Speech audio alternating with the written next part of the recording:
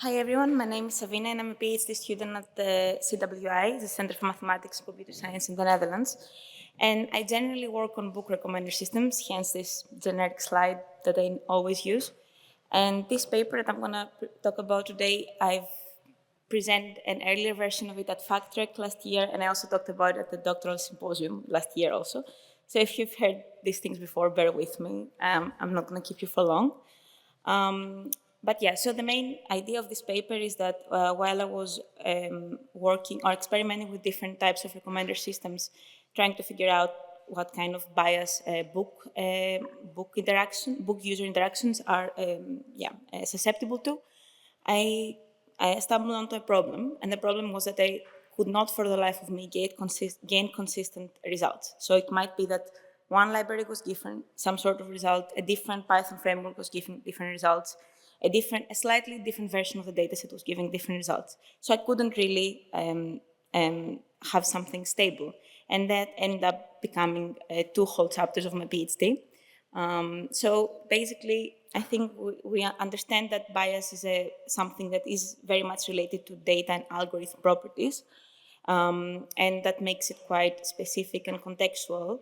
But we do try in the recommender systems discipline to expand from that and generalize somewhat, and for example, be able to say that one algorithm is more susceptible to some sort of bias, or one type of data set is more susceptible.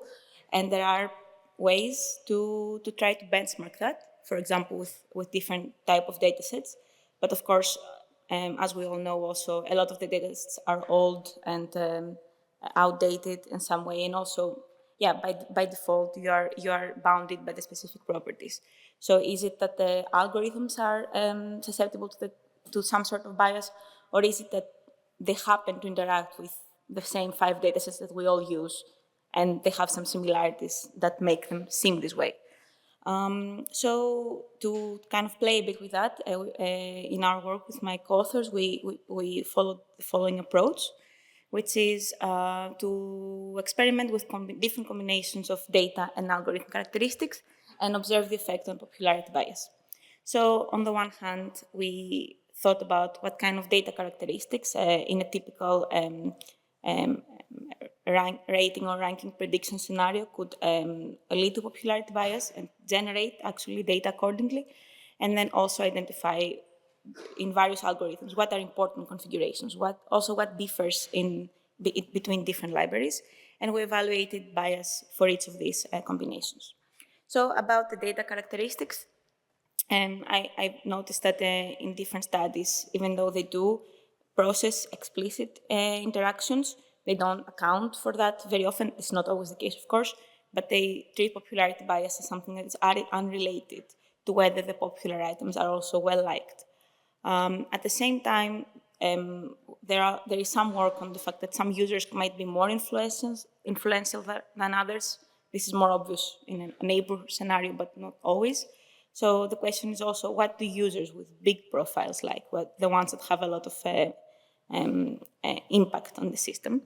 And accordingly, we generate different kinds of scenarios of synthetic data that have to do with rating, popularity, and the impact of users with big profiles.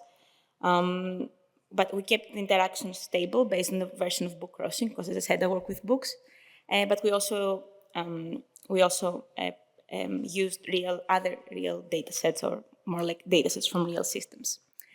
And yeah, this is an overview of the properties of the data sets, of the scenarios. As of the algorithm configurations, that was the other important part.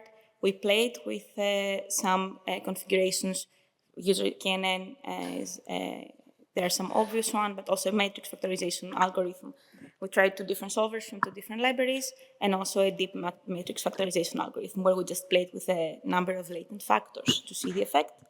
And for each of them, we optimized the rest of the hyperparameters, did 5 full cross validation, and measured root mean squared error, obviously when applicable. It's not applicable for all algorithms, and the NDCG, and also some commonly used popularity bias metrics.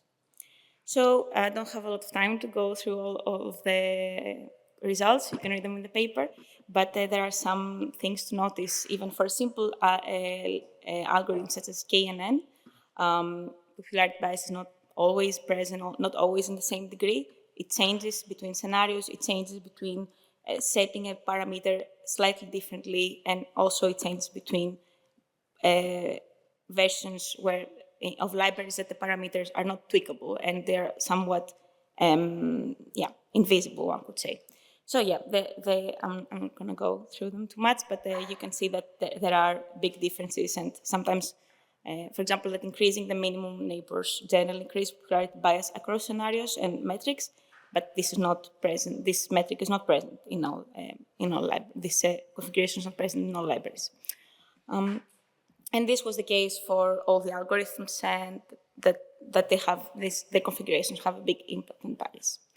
So I don't know. This confuses me. Doesn't exactly confuse me, but it troubles me maybe in some way, that I find it hard to make conclusive remarks even in my own papers, because I am very careful to not go outside of the generalizability that my own experiments allow. So yeah, this is, I guess, my main takeaway, that bias is very much dependent on the context.